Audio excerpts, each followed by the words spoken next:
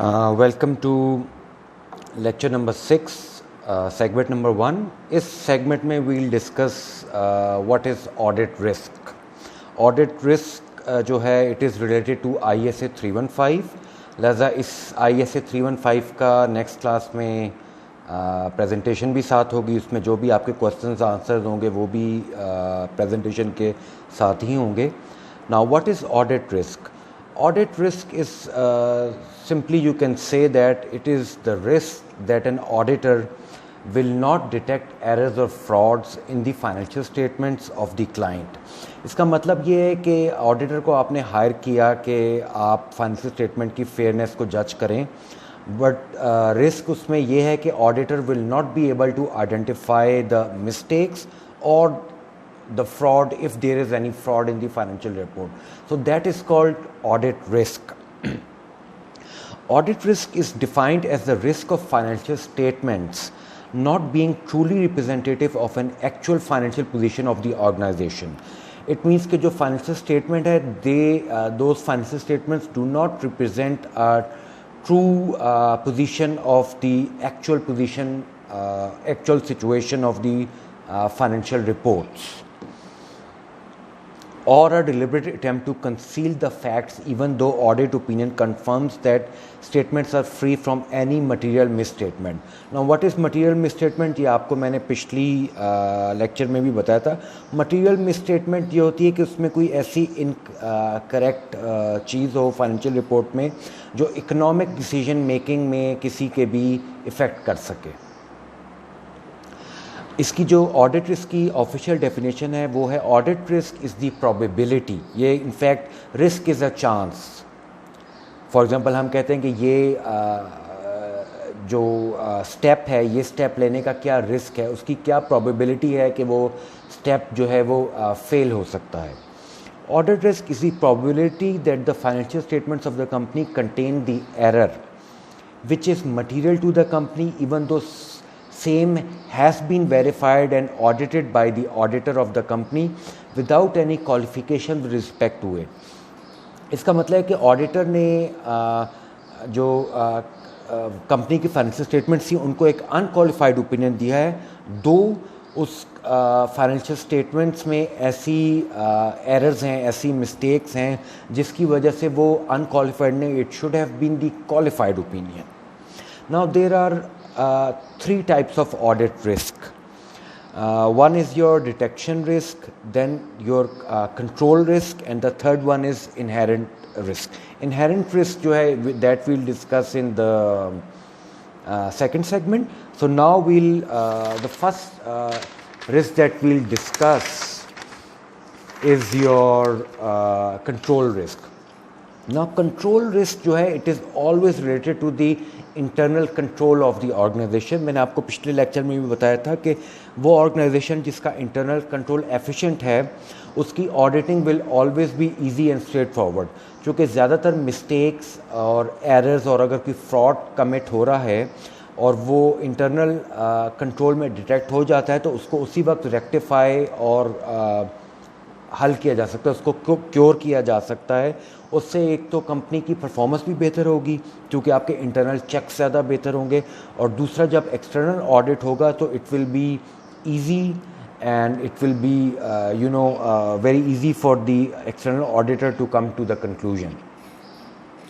Control risk is the risk of error or misstatement in financial statements due to the failure of internal controls। अगर आपके internal control में अपना कोई inbuilt failure है तो उसकी वजह से control risk जो है वो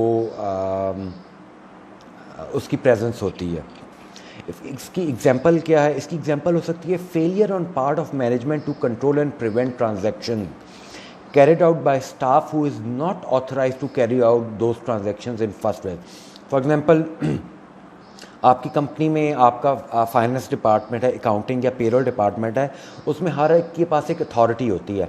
एक ऐसा एम्प्लॉय जिसके पास अथॉरिटी नहीं है वो फाइनेंशियल ट्रांजैक्शन करने की या वो फाइनेंशियल ट्रांजैक्शन एंटर करने की, तो it is a failure of the internal control के why did he get the chance to do that transaction when in the first place he does not have the authority to do it।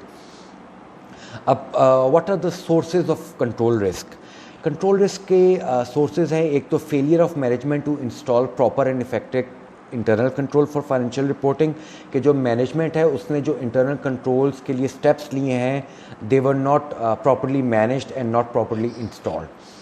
Second हो सकता है failure to ensure proper segregation of duties among people responsible for financial reporting. Segregation of duties ये होती हैं कि एक अगर शख्स जो है वो फिज़िकली स्टॉक को काउंट करता है तो सेग्रीगेशन ऑफ ड्यूटी होनी चाहिए कि कोई दूसरा एम्प्लॉय जो है वो उसको एंटर करे।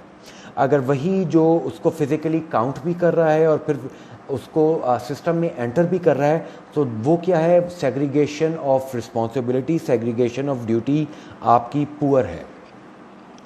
थर्ड है the non existence of the culture of proper documentation and filing.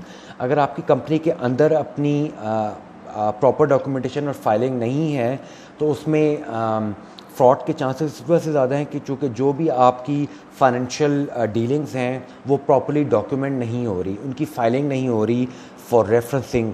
कि फॉर एग्जांपल अगर एक कस्टमर को आपने कोई परचेज़ किया किसी कस्टमर से, अब उसके पास आपका प्रॉपर एक परचेज़ ऑर्डर, उसकी बिल, उसकी जो पेमेंट्स हुई थी उसका रिकॉर्ड, अगर वो रिकॉर्ड मौजूद नहीं है तो वैसे में आपके रिस्क है कि इंटरनल फ्रॉड हो सकता है, एम्बेजलमेंट ऑफ कैश हो सकती है। तो इन चीज़ों को नलिफाई करने के लिए ज़रूरी है कि आपका अपना इंटरनल कंट्रोल जो है वो स्ट्रॉन्ग हो। Now the second type is the detection risk. Detection risk is the risk of failure on part of the auditor. Detection risk is always related to the inefficiency and the failures committed by the auditor. To detect any errors or misstatements in financial statements, thereby giving an incorrect opinion about the financial statements of the opinion.